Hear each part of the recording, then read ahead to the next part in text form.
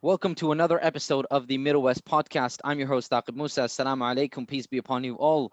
I'm joined today in this roundtable by two of the other hosts at the Middle West podcast, part of our team. Hamda Muhammad, Assalamu alaikum.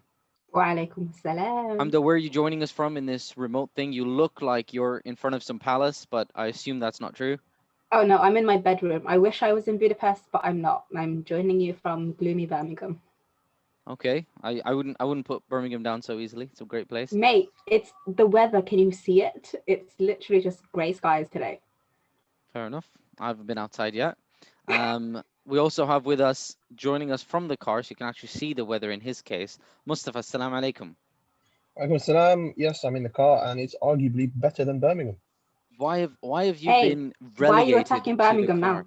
Yeah, how can you just start? We've been off for air for like 4 weeks, and you come in and the first thing you say is you hate Birmingham. It's unacceptable. You know, a lot of our audience is actually from Birmingham.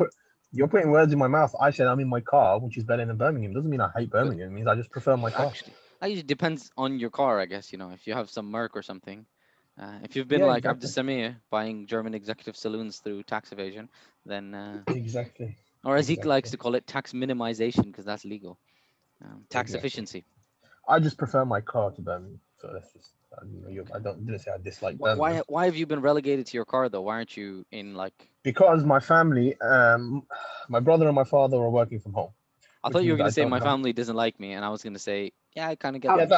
Yeah, that. that too. But they're working from home, and I have nowhere else to do the recording. So I thought I'd do it in the car with my heated. I would say heated seats, but I don't have heated seats. I thought you were gonna do a little bit of a flex there, humble brag. Look at me, I worked hard. I got this car with Oh, the heated Can seats. afford these luxuries. yeah. Well, a car in and of itself is a luxury. So Alhamdulillah. And how's lockdown keeping? With our, we were very close to launching our podcast properly because we were allowed to meet at 6, and then this multi-tier lockdown system came in, and to be honest, I've been unable physically to keep up with the new lockdown regulations because they're so confusing. So I think I'm following them, but I may or may not be because everything is so confusing. I think that's the problem a lot of people face. The mixed messaging, the confusion that's coming out of both central government and some local authorities. Even I mean, some local authorities don't even know what the regulations are until the very last minute. So I think that's definitely added to a lot of the confusion. Added to a lot of the confusion. I guess it's And if you're and I it's think it's interesting different. It's that, different. sorry, It's go on. different for the both of you in thinking Birmingham compared to me in London. So I don't know what tier you're in, but We're Two. into we're tier Tier 2 two. we're going on to London. tier 3. Oh, are we in tier 3 now? We're going to go into tier 3 apparently next week. So Oh dear. if we're planning on any, expeditions outside to go to the shops anytime soon, we might as well do that before we go into tier 3. Do that because next week coronavirus is going to say to itself, "Oh no, I need to go and infect more people." Yeah. So Yeah. So definitely do everything you Set need a to do this reminder. week. So basically, Understood. move your shares from any other company into Amazon again because Yes. Jeff Bezos is about to make a killing. Yes. Oh, he already Exactly. Quite He literally. already has, yes. I think he's made more money than I'm going to make in my lifetime in these past 6 months. But we're not I here to wonder if talk you would about like Jeff. to give us some. I think multiple lifetimes happened Oh dear. because I, yeah, are you putting me down now? yes, I'm I a don't little think you'll earn offended. 16. I don't think you'll earn 16 billion or however much is. Hey, wait to you not have never faith know in me. what kind of ideas Tariq could have in his brain. He could be a No, billionaire tomorrow. no. If I do become a billionaire, you're not invited to my house. I am, right? Billion. Because I need the money. I defended you here. Well, Looking out for myself. Listen. If we're following the teachings of our great political leader Jeremy Corbyn, billionaires shouldn't exist. So I think we should This is a very interesting point that you reflect on make, that. right? Jeremy Corbyn, he's been in the news recently. He, former leader of the party, his downfall has been so like how the mighty have fallen, right? He's fallen to the extent they suspended from the party now. For this. I actually don't understand that. Like, So he's why was there a need to suspend him? so the inquiry came out on anti-Semitism, saying that there was a lot of anti-Semitism in the Labour Party. He posted a statement out saying, "I don't deny there's a problem. There's definitely a problem, but the amount of Islamophobia and the amount of victims, the number of victims, Anti-Semitism, exaggerated." anti-Semitism, not Islamophobia. Sorry, yes, Anti-Semitism. I meant anti-Semitism. I was gonna say I have to pick my words very carefully because this sort of pedantic stuff is what he was picked up for, and then I just messed it up there. So he said that the amount of victims of anti-Semitism is greatly exaggerated, or exaggerated No, for. he didn't. He didn't say that. He didn't say that. He's There let's you not go. put words in the guy's mouth. Exactly. I He's think been the words were he's exaggerated done for enough damage. factual I think he's purposes. done it. I think he's done enough damage to himself by that statement. I think what he was saying is he was minimizing the extent of anti-Semitism. Essentially, one of the findings that the report had made was that anti-Semitism in the Labour Party under his leadership was the amount of incidents was very, very, very high. And what I think what Jeremy Corbyn said in his statement was, I welcome the results of the inquiry, but I believe it was overinflated by those in the media and those in the political sphere, and I think that is very problematic. But you That think it's is. problematic? So this is what he said exactly, right, on his Facebook. One anti-Semite is one too many, but the scale of the problem was also dramatically overstated for political reasons by our opponents inside and outside the party, as well as by much of the media. Yeah, I think to an extent that is problematic, because it can be seen to be reductive. Yeah, but the point is, this guy is a guy who, for his whole life, I mean, again, I'm not some Jeremy Corbyn fanboy, but at the same time, his claim is that, look, I've stood my whole life standing against racism. So how can you just Yeah, but kick a guy no out? one's denying that. No one's denying that. He Well, when you, wasn't kicked out. He got kicked out of the party after he issued that statement. yeah, So if he did not issue that statement, he wouldn't have got kicked out. Well, God knows. I guess a lot of people are saying that they We were can't gunning for him make that. anyway. We can't make that inference. But he's also, even in that statement, he agreed that there is an anti-Semitism problem. He just said that the extent of it was exaggerated. I mean, he's saying that that's a factual statement, right? He's saying that happened, not that there isn't a problem. There is a problem, it's been exaggerated. Yeah, I think, look, if that's a fair opinion to have, but I think let's switch it up and take it from the lens of Islamophobia, so maybe we can relate and some of our listeners can relate. Islamophobia, as we know, is rampant in the Conservative Party, and I think as a Muslim, if someone in the Conservative Party was to come out and address it and say, yes, we have Islamophobia in our party, but you're overreacting and making it worse than what it is. That doesn't really. No, but let's be very realistic, though, right? What the Conservative Party is actually saying is there is no Islamophobia in the Conservative Party, because they did an inquiry and they just said open and shut, no problem, move on, nothing to see here. Which is even worse. It is even worse. But this is also a lot of Muslims are walking around saying that there seems to be this double standard, right? Is when it comes to Islamophobia, everyone's like, yeah, no problem, move on. It's not a thing. Whereas when it comes to anti-Semitism, everyone's up in arms, as they should be, but they should be up in arms about both things. You can't pick and choose your outrage. It's a selective outrage. Oh yeah, yeah, no, of course, but that doesn't mean you be reductive to other forms of discrimination and other forms of just because someone or a party or an entity is denying Islamophobia or is denying anti-black racism or is denying classism or whatever it is, that doesn't mean we then turn around and say, oh, but the other stuff that you're complaining about, then that doesn't exist as well. Do you know what I mean? And I think that is a problem, in my opinion, at least, to qualify it by saying that this is my opinion, my personal opinion, that the way that you could say the Labour leadership, let's not pin it on Jeremy Corbyn, as a lot of people have been doing, the way the Labour leadership dealt with the anti-Semitism problem wasn't great.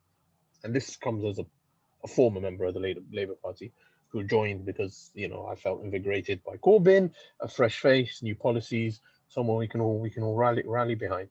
But I think it could have been dealt in a much better way. Did he have his opponents?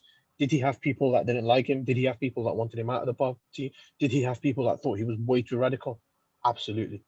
But I don't think that takes away from the anti-Semitism problem that was within the Labour Party ranks. And I think in order for the Labour Party to move so on, what's going to happen to him now? Now that I think he's appealing. suspended from the party. He's appealing the decision. I mean, he's appealing it and he's fighting it. I guess the other question that comes out, right? A lot of young people, I think, possibly including yourself, Hamda, were attracted to the Labour Party. Are we not young?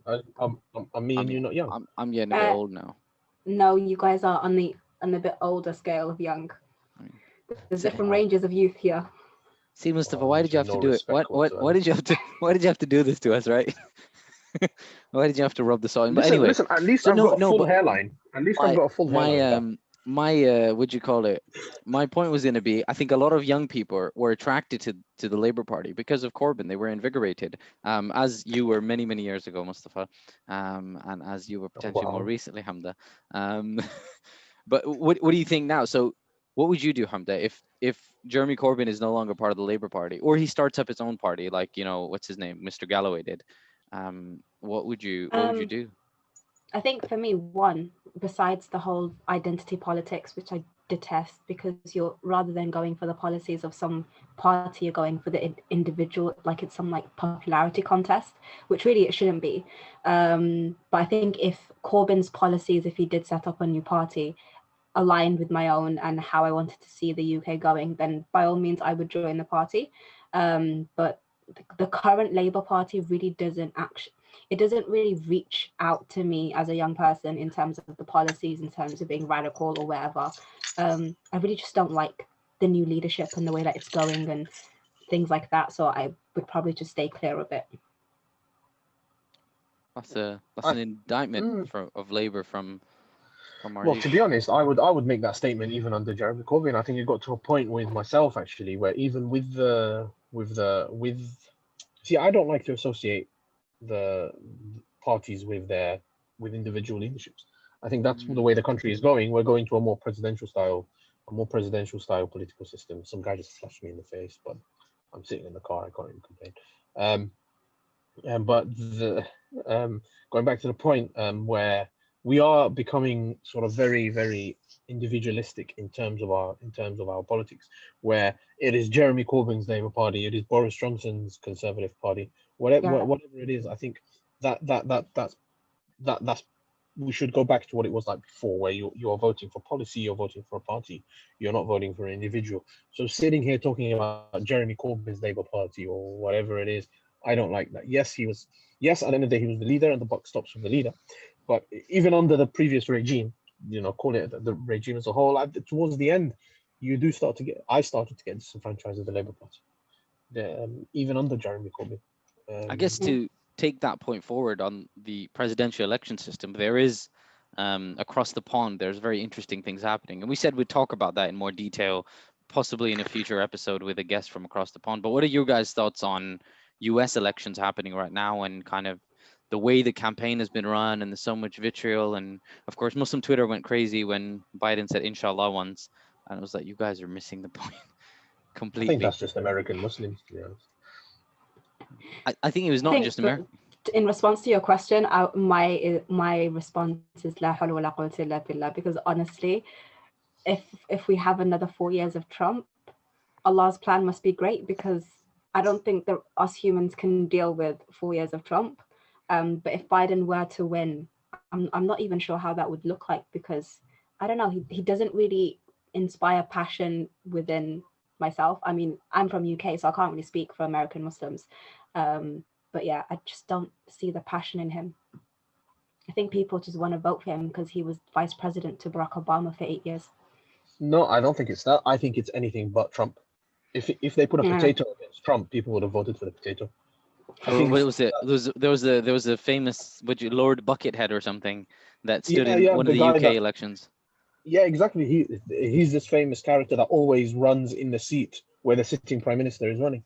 Yeah.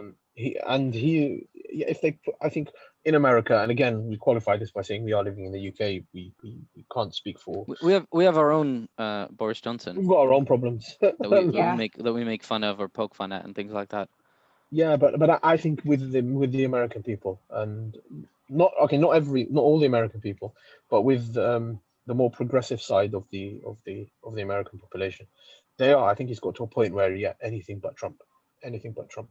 And I think that's the attitude that Muslim voters in the US should be Yeah, taking anyway. I guess there's a little bit of spillover though, because when that conversation turns nasty and Islamophobia is normalized in the American context, it kind of, or any other Western context, and I'll come to a couple of others in a minute, but like that's where it kind of seeps through, and then we feel the ramifications here.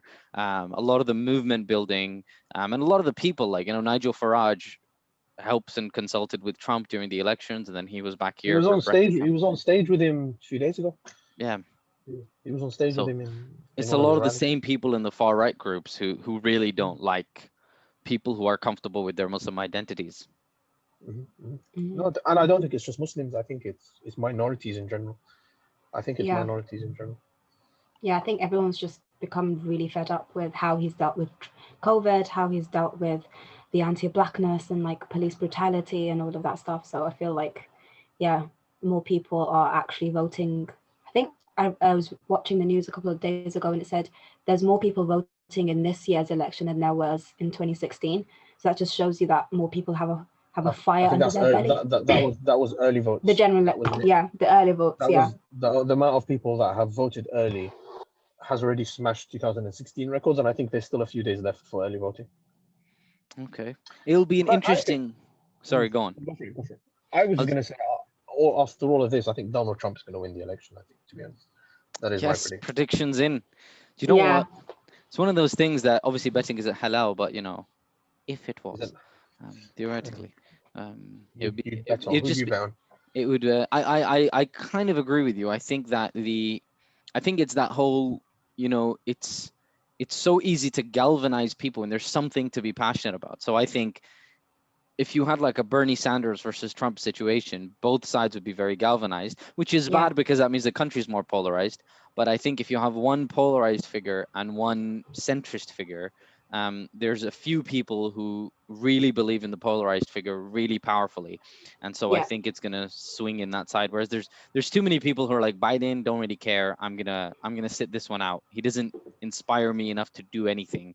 And the reality is that ultimately, for a majority of people, Trump will not make their life that difficult.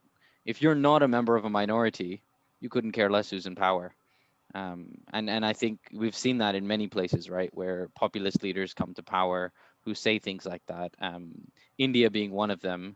And if we look very directly within the West, if we turn our direction from the from the West over to the East, we've got right next to us France, where we have very similar populist leader who's kind of piggybacking on this far right. I think before we jump, we've jumped over. Did it so elegantly though. How are you going to do this to me? Before we jump over the channel to France, I think let's fly back over the Atlantic Ocean and go back to America. Back to America.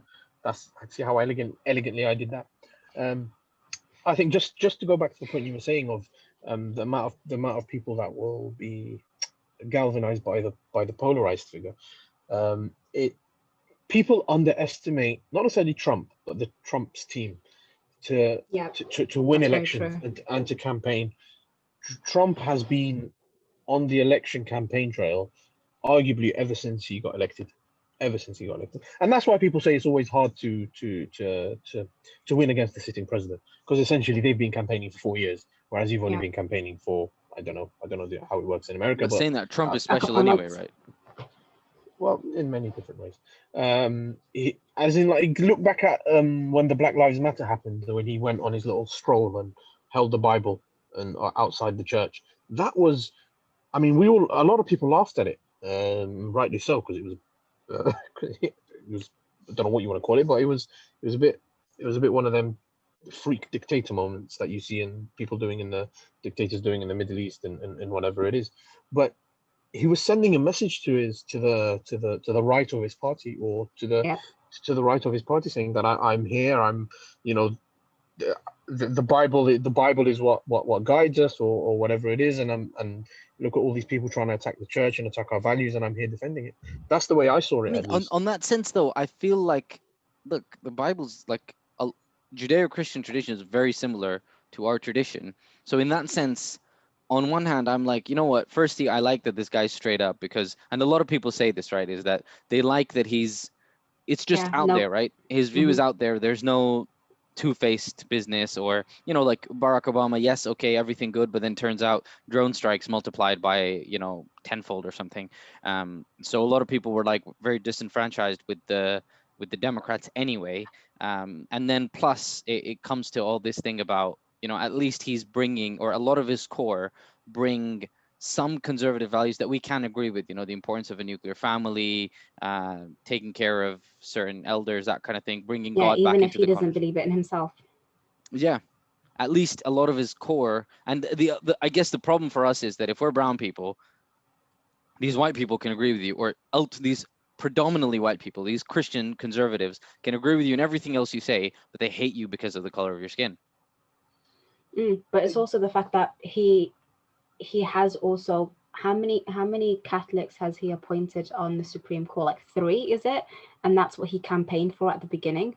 And I was watching some videos on how a lot of his supporters, they truly feel passionate about the fact that he has not lied on the fact that he was going to do certain things and he's done it. And I'm just, Well, yeah, but has he I really can done it? understand that. Has he really done it? I'm not sure, but to them he has. To them it feels like he has, as long as it perceived to be that he's done what he was going to say. To them it's like, hey, we won, in essence, you know what I mean? So I'm Yeah, not sure, no, it's of all about course emotions for them. he's firing up his base. He's firing up his base. He's garnering support from millions and millions of people. I think that the term that they use is the silent majority. He's Yeah. speaking to that very silent majority, and I think a Hmm. lot of people, especially on the left side of the political spectrum and the liberal side, and those like to call themselves progressives, I think both extremes are bad. Extreme left is bad. Extreme right is bad. We should firmly be working in the center, in the center of the political spectrum, even the economic spectrum. I think we're taught that as Muslims. We choose the middle path every Hmm. single time. But I think a lot of the left and the progressives are sort of giving themselves a very false sense of security, and I think God knows, we can't False tell. sense of security, how so? In that they're very In the sense confident In that that, that Biden's Biden going to might win. win. yeah, that Biden's leading in the polls. People hate Trump. Trump is It was the same uh, back in he, 2016 when Hillary was the leading in the same as the back polls. in 2016. Biden's got this, and I don't think that's the case. I don't think that's the case. So if anything, they should continue campaigning to the very last minute.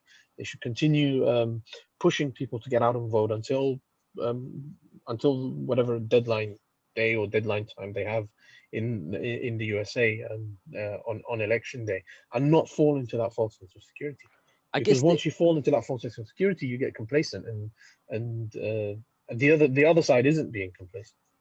the other point that I kind of wanted to touch upon was, ultimately a lot of where you vote depends on your socioeconomic background. And some of the stats say that Muslims in Britain tend to be generally lower socioeconomic backgrounds than Muslims in America. A lot of people who emigrated, because again, in both countries, actually, the majority of the populations are immigrant communities from the Middle East or South Asia, etc. Um, and there are inherent, America has a big inherent community, which is Black Muslims, or African American Muslims, not Black immigrants, who are actually more of the poorer people. But that has led to how they have relationships with different parties. Muslims in the US traditionally voted Republican until they started voting Democrat in recent decades, whereas in the UK it's been the opposite. We've been safe labor voters for God knows how long. Um, Yeah, but I think that um, do you think a shift will come as Muslims rise in the socioeconomic? I don't think it's socioeconomy. I think that A bit of it is social economy, definitely. There is that theory of you start off as a young person voting for the socialists because they give you handouts, they give you money to help you along, and once you grow up and you have your own house and you've got a No, bit but it's more also your money, interest, right? you, Is one of the reasons people were against Corbyn was, if you're making over 80 grand a year, your taxes are going to increase. Nobody likes their taxes to increase.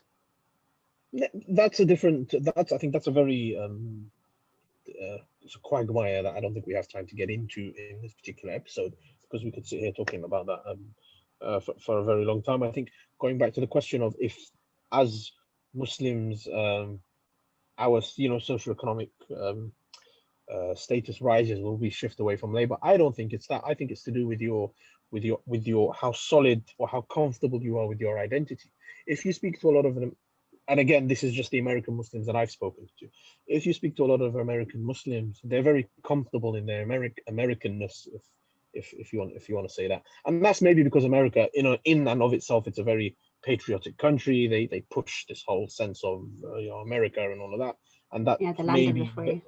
yeah, the land of the free, the home of the brave, and all of that stuff. Don't know how free it is now, but they push that a lot, and I think that gets embedded within your identity, whether you're a Muslim or a non-Muslim or a Black American or a white American. Whereas here in the UK, I think a lot of us, well, our generation at least, we're still first or second generation, where we still have this thought going on in our head. Wait, are we Pakistani? Are we Somalian? Are we Arab? Or Yeah. wherever we come from?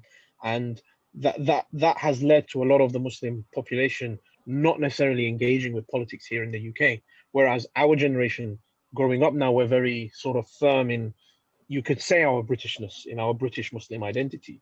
And it's allowing us to open our eyes a bit more, to study the political parties, to study their manifestos.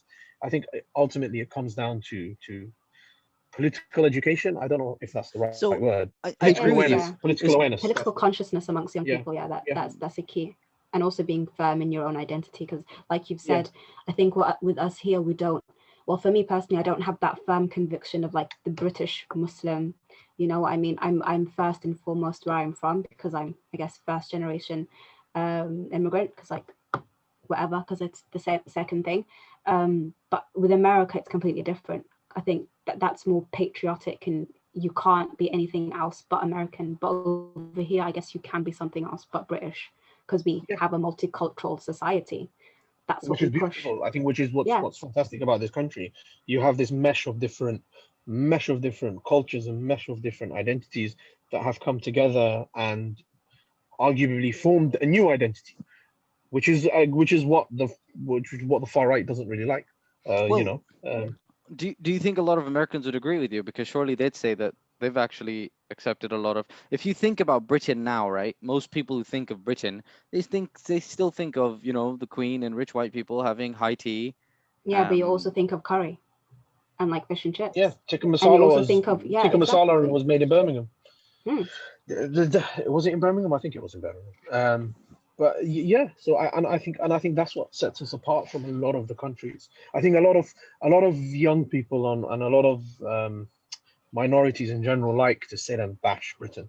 But if you compare it to other countries in the West, we actually have it pretty good here. If you look in America, they've got this demagogue idiot in Trump who's unapologetically racist, who's unapologetically so's our guy. things. So's our guy. Yeah, Niqabis look like letterboxes. That's unapologetically racist. Yeah, of course. And we just talked about the inquiry that cleared him of any wrongdoing and said Islamophobia isn't even a problem in the Conservative Party. Yeah, of course. But that I think speaks to a wider shift in the world view of shifting to the right. But going back to the point of how we have it much better than a lot of our Muslim. I was going to say comrades there, but I'm not going to say comrades. I'm not going to say comrades because I really don't like that word. It's very easy. It's very easy to call you an Uncle Tom for this line of speaking, right? Okay, go for it. Call me an Uncle Tom. No. I'm just. Can I understand what is an Uncle Tom? It's kind of when you sell out, right? When you sell out and you're just kind of giving up your community for. Yeah, but honestly, we do have it good. I haven't given up. Look at what's going on in France. that's going on, what's in the rest of European countries, especially in America as well. Like with us here, yes, we have racism. Yes, we have certain We can problems still within our political girls can still our girls and women can still wear the hijab. I can Yep. get out a prayer mat and pray right now in the middle of the road. No one will say anything Mhm. to me. They might give me a dirty look, but they'll be like, "Oh, what's this weirdo doing?" But that's because they're not that educated. But again, look in France, women aren't allowed to wear hijab. I think was it Belgium? They Yeah. recently passed a law banning hijab from educational institutes. Look at Hungary with Viktor Orban. Look at Belarus with their dictator that he's refusing to leave after the elections. Look at Russia, and I think we sometimes take that for granted here. Sometimes take that for granted here in Britain. The We're not grass isn't without our always green on shortcomings. the other side. British racism is very different to other forms of racism in the sense that it's very, very subtle, and definitely the society is shifting more to the right, and we see that all across. Don't you think you're focusing very much on overt small things, right? So ultimately, if someone screams at you on the street, that's very different to someone in a position of authority not hiring you.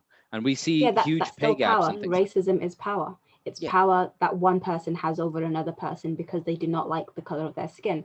And I don't think Mustafa is disputing that exists in Britain. It of course does because I of would work, argue that education, all of that. does not exist more in Britain than, for example, a place like America.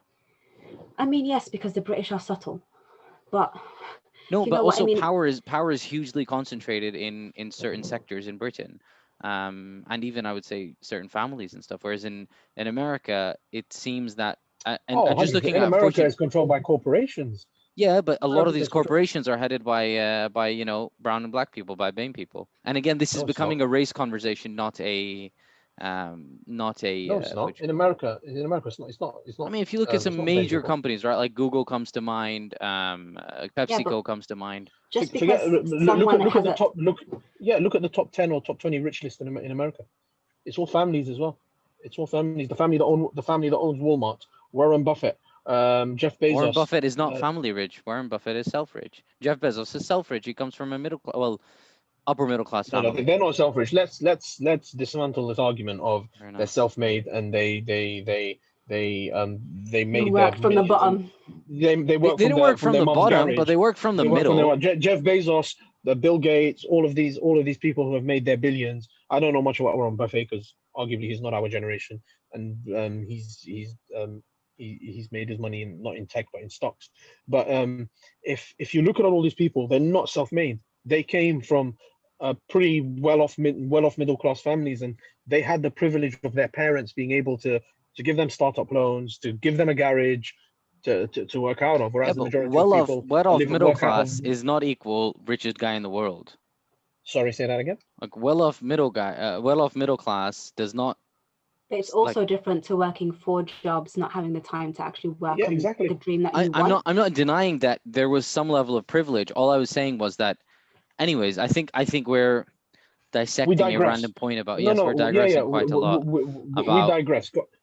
Going back to the point you were saying that in Britain, we genuinely. Essentially, my point was, yes, okay, maybe things are better overtly in Britain, but actually underneath we have the same wage gaps and divisions and all of those things. We have segregation within our Definitely, society. the thing In is, I wasn't Birmingham, talking about that. you can drive from one area to another, and you're just gonna be like, what just happened? Yep. It's like I'm in a different country.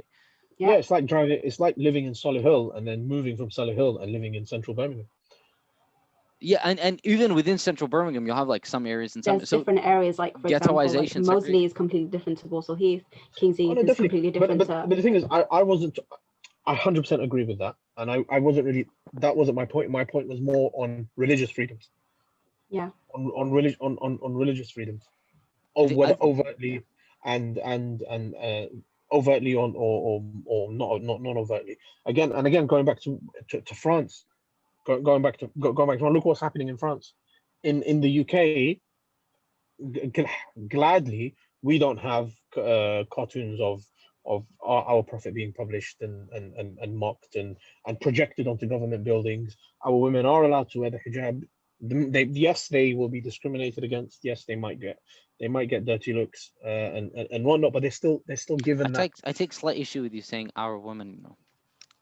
Why not? Why Muslim are we women? not? Are we not the sisters of you? Yeah, no, it's just patriarchal language, bro. No. Yeah, but what we I'm saying, are, in essence, brothers and sisters in Yes. Islam, and women were created from the rib of Adam. So our women, you men need to take responsibility of the women and protect them. So Mustafa, yes, our women. yes. Oh, she said it better than me. You're just I don't know. You've joined this smash the patriarchy men are trash movement. Hashtag men are trash. So we put that in our in the description of our podcast. But yeah, but back to the point, we have those freedoms here in the UK that arguably are being stripped bit by bit, bit by bit away from our brothers and sisters in Yeah, France and and America. that was my kind of thing. Is yes, definitely we have it much better, but at the same time we can't be complacent. I Of think course, 100%, I coming agree to No, with you. we have France, to keep And this is, fighting. yeah, we sorry, can't. And if we go, no, just on that sense of not getting complacent, if we go back to the words of Killer Mike, who said this at the sort of in the peak of the BLM movement, at the sort of in the spring, where he goes, I'm paraphrasing because I don't know exactly what he said, but organize, unionize, come together, campaign, and that we shouldn't get confused. We have it. Arguably, the freedoms in the UK are being squeezed and squeezed and squeezed and squeezed and squeezed. Let's not get complacent. The UK has been shifting to the right for a very, very long time, and we need to bring it back into the centre. When I say we, I mean we as British citizens, British people. We need to bring a narrative back into the centre, and we cannot get complacent, and that's what we need to do. As it's our duty as Muslims. Mm-hmm. or maybe we need to take it a bit to the left. But coming to France, and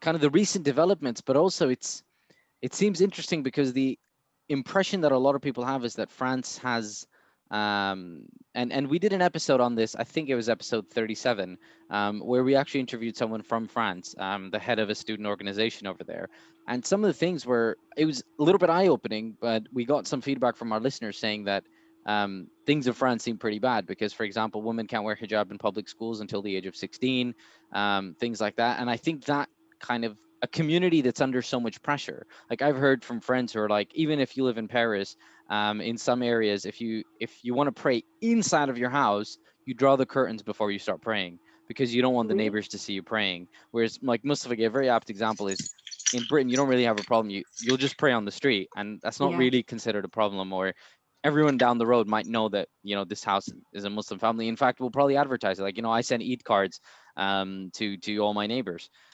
So we have a lot more kind of cohesiveness around us, and I think obviously we should strive to. But France seems to be a different place altogether. And my impression when Macron first got elected was this guy is not so far right populist. I don't know if I But was. I think now he has to, because isn't it coming up for a re-election? Yeah. So he has to at least get his votes from somewhere. And what's the best form of, taking the freedoms of one person in like one community, where another hates them. And it just shows that it's kind of an easy vote winner, right? Just bash the Muslims down the street, and you'll get your vote. I think it's more subtle than that. I think it's a deeper problem than that. I don't think it's just Macron trying to win votes from Marie Le Pen's supporters. France has this militant sort of extremist secularism, and I think it's that. I think this is something he genuinely believes. And it's the Muslims today. It will be the Sikhs tomorrow. It will be the Hindus next, and it will be every single religious symbol. In France has that militant secularism. You see how in the UK it's widely believed it's a Christian country. You have the Archbishop. You have the Queen is the defender of the faith. Yeah, you've got the Anglican Church, you've got the Church of England, yada yada yada, all of that. And in America, it's deeply Catholic, and in Italy, it's deeply Catholic. I think in France, their religion. By the way, America is not deeply Catholic.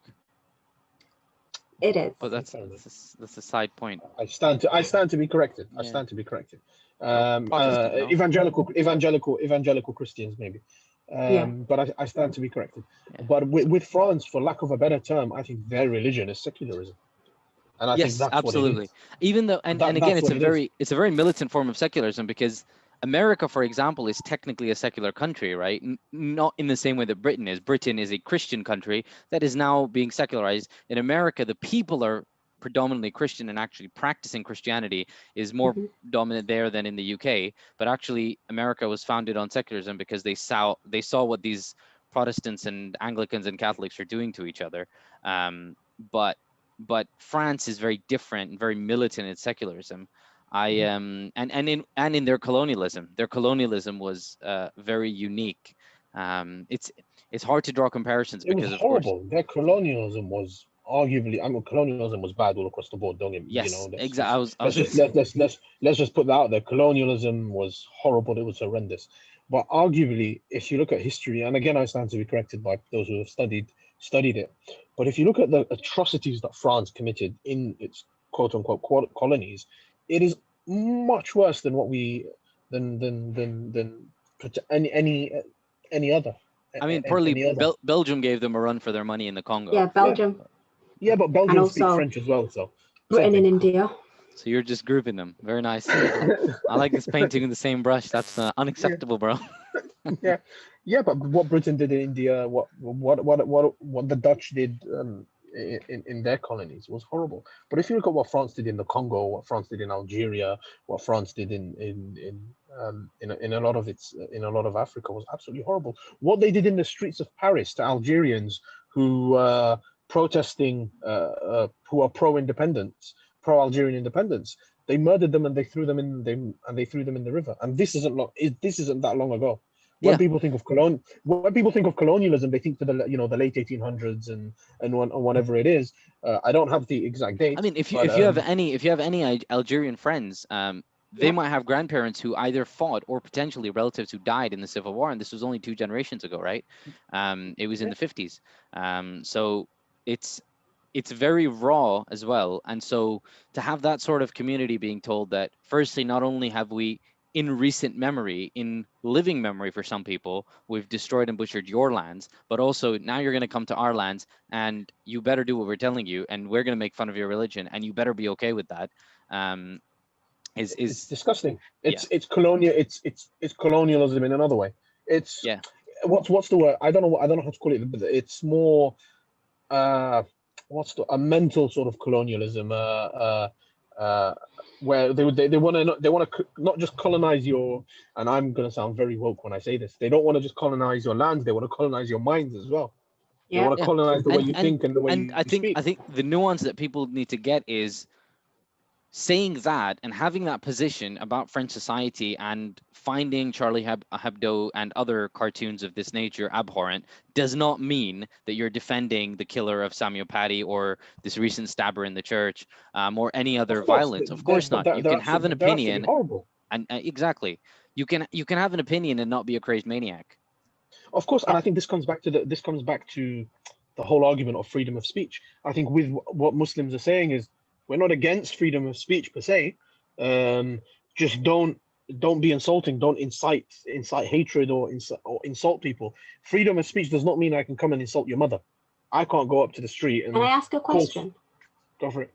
It's just something that's popped into my mind. Would it be the same if, I don't know, another religious sect or someone defaced the name of Jesus, or like an image of Jesus? Because images do exist of Jesus, but would it be the same Of course, like I think feeling from Christians?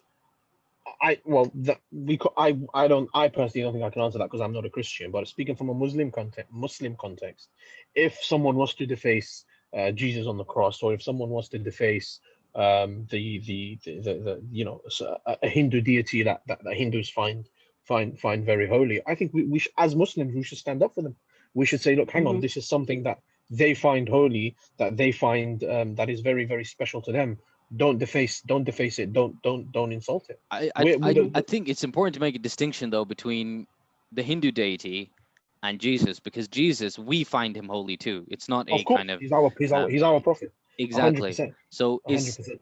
just because modern day Christians, especially in Europe, and actually it's not true for all Christians, actually it's European Christians specifically, are kind of okay with making jokes out of Jesus and Adam and Eve and that kind of thing. That doesn't make it okay, and that doesn't mean just because someone doesn't get offended by something doesn't mean that thing can no longer be offensive to anyone, right? Exactly. And there was that Exactly. thing of like, how did the French not get the irony of this? Was there was a person wiping his bottom with the French flag, and that was criminalized almost right away because this guy put it on social media. And it's like, look, the French ultimately freedom of expression comes to a point where you're offending people, and there's no use doing that. And Yeah, that's when you're offending that's the people, huge when you're thing. inciting to violence, when you're inciting to hate, when you're inciting to all of this negative stuff, I think there should be a limit to what you could. There shouldn't be a limit to what you can say, but again, there should be. You can say whatever you want. You can say whatever you want, provided you don't cross certain lines. Like I said, freedom of expression does not give me the excuse to stop a random man in the street and insult his mother. It doesn't give me an excuse to violate people's to violate what people find holy. What people find. I mean, even we're taught in Islam, and I don't know. We're taught in Islam in the Quran and the Sunnah as don't don't insult people, or they might come back. They might come back at you and insult you 10 times worse, and they will insult your religion. It's in the Quran. It's an ayah, and I'm not 100% certain on the ayah, but we'll certainly put it in the description of the podcast or out in the tweets when the Muslims are commanded, when they're talking about Quraysh and they're talking about the idols that Quraysh used to worship. Don't It make was fun of their idols, or they'll make fun of yours, and that's worse. yeah. Don't make fun of their idols. Don't make fun of what they believe in, or they might, because they will come back and they will make fun of the Prophet and they will make fun of Allah, and arguably to us that's so much worse. I And guess and I I think have I have a last kind of question before we wrap up. Is the bedrock of this conversation that kind of we've said that essentially, as long as you don't harm someone else or you don't incite to hatred, so there's a risk of harm to someone else, it's fine. You can say whatever you want. That's not that grounding is not essentially true in Islam, right? Because in Islam there is such a thing as you're not allowed to insult certain sacred objects, even if nobody's getting offended. It's not the fact that people are getting offended; it's the fact that God is much higher, and Mm. therefore there are some symbols that it's unacceptable for you to come after. So even if there was no one to get offended, it's still unacceptable. And I think it's un- it's it's interesting that unacceptable. the argument that we've made is from is how the French are hypocrites from their own secular roots, but actually from an Islamic perspective, we don't even need to follow these arguments because for us these symbols are sacred. Or from any godly perspective, actually, these symbols are sacred because they're symbols of God, and you shouldn't make fun of them. Full Mhm. stop. No, but I think, look, by saying you can say what you want, I'm not advocating that you go and insult deities, you insult holy symbols. But at the end of the day, as Muslims, we believe that the Prophet ﷺ has someone who is much greater that can defend him. That doesn't mean we don't defend him. That means we do all we can to protect the honor of our Prophet, to protect his image and his name. But we also have that belief and have that comfort in our hearts that at the end of the day there is Allah to protect the Prophet, there is Allah to protect the religion, there is Allah to protect those who need to be protected. Islam, yes, we should there is limits to what we can say, and we are taught what we can say and what we shouldn't say. But I don't think we should then be going around, if that's what we believe 100%, but then we shouldn't go around imposing that on other people lest we become like the French. So you're Just saying that just because we have the principles not to degrade and mock others, we shouldn't impose that on them because that's not what they believe. Sorry, say that again. So like you were saying that in our deen we're taught not to, like, I don't know, incite hatred or whatever. So that means like freedom of speech, basically. We're not, if we are limited in our freedom of speech because we know there's principles behind it, just because that they do not believe in our, deen, we I don't shouldn't think we're enforce limited. that. I don't think we're limited in our freedom of speech as Muslims. I don't think we're Not limited in our not freedom of not that. thought, in our freedom of thoughts or expressions. I think, on the contrary, Islam encourage us to be inquisitive, encourage us to ask questions, encourage us to be very open in what we say, to hold our scholars to account, to hold our the powers that be to account. But I think what I'm trying to say is, I think because absolutely we because are, we have though. a Come on, certain that's no, it's a no, very no, because we have a certain no set of values. no. We We have have a a certain certain set set of of values, values. so we don't go. But ultimately, if you choose to follow Islam, you are absolutely diminishing your freedom of speech, and we're okay with that, and we think that's important.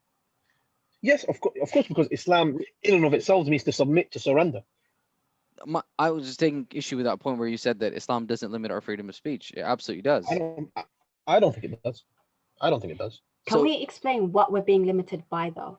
Because I think we have different understandings of what we're being limited by. What do you mean we're not limited? What is exactly are we not being limited? I think what Thaqib was saying was that in Islam, we are taught, we are told that certain things are untouchable, they're holy. Allah, the Prophet, to some, even the Sahaba and the Tabi'een, and the companions of the Prophets and the companions of the companions, those that came after them. I think Thaqib was saying that in Islam, we are told that certain things are untouchable. And 100% I agree with that. But then to others, they are touchable. And when people do come and insult or incite our deities and our prophets and our God, 100% we should stand up and we should correct.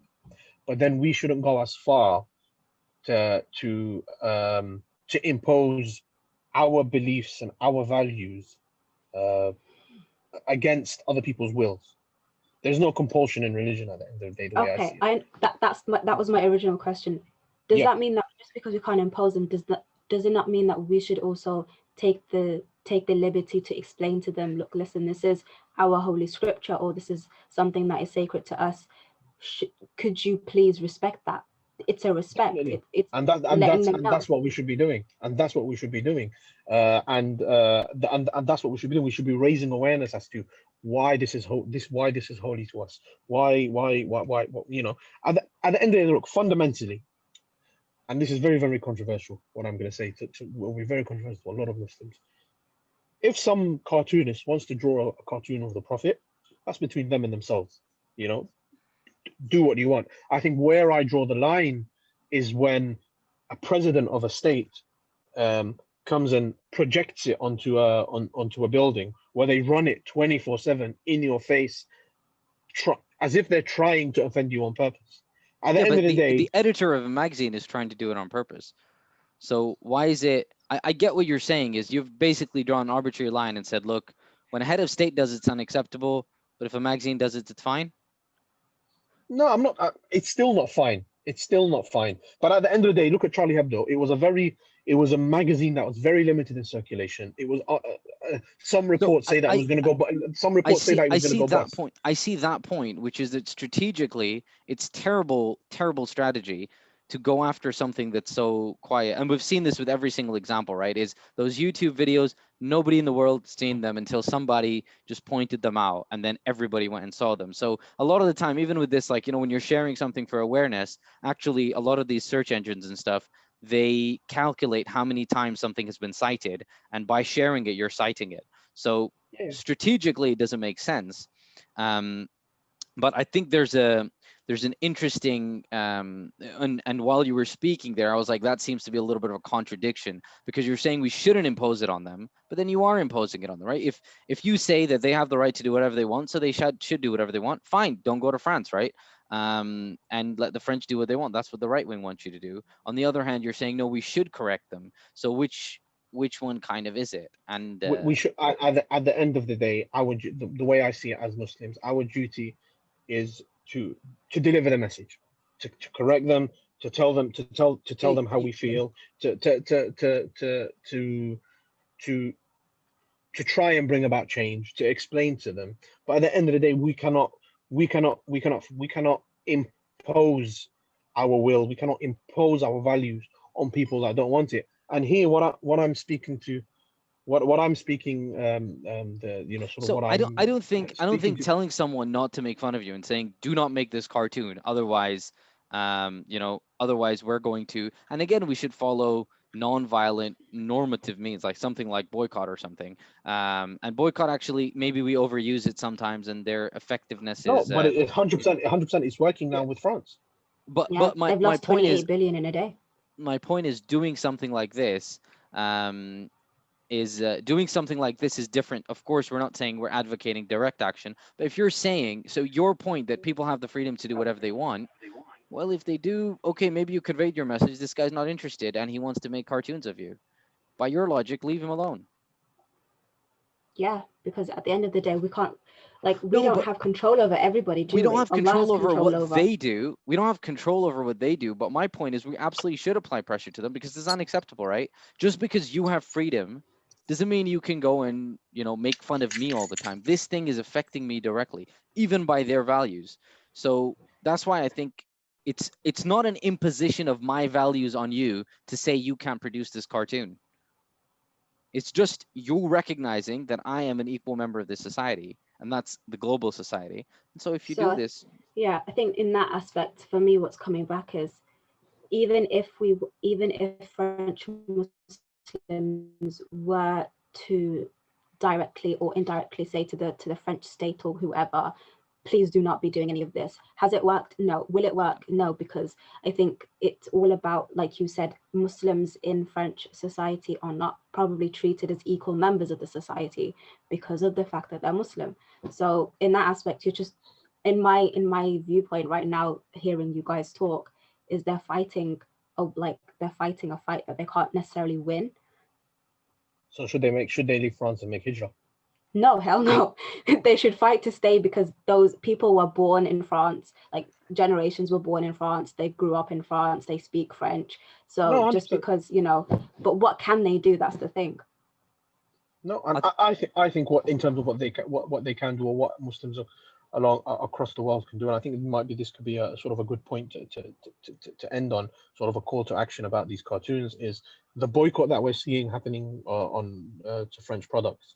It's very very effective, and we see within a day or two. I actually don't agree with that point, by the way, because No, you say that it's been effective. Okay, some French brands have been hit, but a lot of French brands are publicly traded, and that's a problem with most boycotts, right? Firstly, they're not strategic. No, Two, but you see, you see, it is work because the French state has taken attention straight away and it released a statement literally a day or two after saying, please don't boycott our products. The people who are boycotting it are extremists. When it's not. okay, When so they're not. I agree with the French response, but I don't think at the same time boycotts are always a and by the way, I'm not advocating that we don't boycott. Actually, I'm not anyone who's saying. listened to this podcast long enough knows that I'm on every side of every point. But my point with boycotts was a lot of the time the people you're harming are stockholders, and those stockholders can be from anywhere. Yeah, and then Um, the stockholders, and boycotts tend the to be very stockholders, non-strategic. So The there have been stockholders have cases of control of the company. but So no, yeah, but but there have been cases the of stockholders so then the firstly stockholders that then turn company around may and or may not say, have done anything, but two and more importantly, a lot of the time, a lot of other products. So for example, in Pakistan, there was a case of this biscuit company that shared a name with yeah, a but no French one's saying biscuit back up. company. Okay, let me rein you in here. No one's talking about. I mean, with all respect to Pakistan and Pakistani biscuits, no one's talking about random boycotts that are unstrategic, that have no thought behind them. We're talking about targeted boycotts that have a particular target. The idea of boycotting French My products point is just is to that send a message. This boycott of French products, where people just send WhatsApp lists, does not come across as a strategic targeted boycott to yeah, me. but okay, It is a let's strategic targeted boycott. see it You're of it this boycotting way. specific products made by specific French brands that, in turn, these shareholders, these stockholders, forget Sorry, the Hamza, little what were you guy. saying? I was just going to say, if I was a business owner, let's say of one of the French corporations that was hit by the boycott, I will then be going to the French Prime Minister, or whatever his name is, Macron, saying, listen, my company, my organization is getting hit. Do something about this. Business at the end of 100%, the and I day agree. runs politicians. Politicians need money, Exactly. and that means money comes from businesses. So if I, Money as a talks. business, has a lot of stockholders and shares and also contribute to the economy, mate, as a prime minister, I'm going to be like, you know what, my economy is being hit by this boycott. Look at the French markets over the past week. It's all red arrows going down, down, down, down, down. At the end of the day, who donates to these political parties? Who donates to Macron? Who donates to Le Pen? It's people who own these corporations in the country they live in. If he's being hit in his pocket, he's going to turn around to so and so is going to turn around to Macron and say, mate, look, I can't donate to your next re-election campaign because I don't have that much money because you were so stupid and you went and offended 1.8 billion people in the world, and they were the main market of my product. if you think, I think in Morocco there was this interesting stat. In Morocco there was a boycott of Danone. It's a French brand, and as a result of the boycott, Danone lost 20% of its market share in milk in Morocco. That's a massive long term hit. 20% of a market share is a massive especially long term during hit. COVID. Exactly. And Macron is coming up for re-election. These businesses, the whole idea is that these businesses turn around and say to Macron, dude, stop. It's hurting our pockets. And if it hurts our pockets, it hurts our French economy. He doesn't want the French economy to tank, because what's he going to say to his people? Oh, sorry, French economies are tanked because I was so hard-headed. I didn't want to accept that I'd made a mistake and that I'd done something stupid. Yeah, I think a lot of these things, they have a tendency to entrench certain ideas as well. So I think evidence-based, I think ultimately we end up boycotting because there's not much else we can do. But at the same time, it's not and again, in this case, it's been called for by certain countries. But at the same time, sometimes it's I not. mean, if we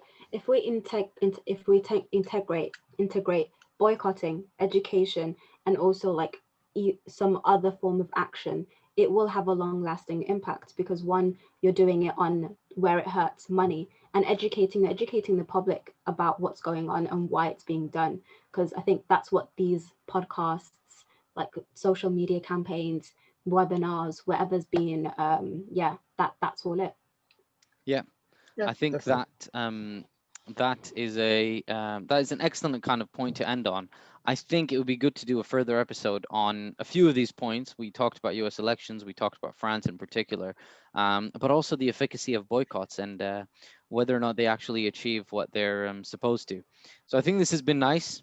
It's been intense, Definitely. Definitely. and we've definitely got As most you of can us. see in the background, it's just If gotten you if darker you and live darker and darker. if you live in a random street and you just heard some guy screaming inside of his car, then that probably means that Mustafa is one of your neighbors. So we apologize to you for ruining your Or do you evening. apologize because I'm their neighbor, or do you No, apologize I because I was apologize if screaming they in got my car? scared by some random guy screaming in their car. Oh, So it's been a good podcast. Hopefully, we have a lot more coming out with a lot more regularity. So we're back, and we're back and we're hitting the ground running. And we will see you very soon with another episode of the Middle West podcast. Assalamu alaikum wa rahmatullahi wa barakatuh.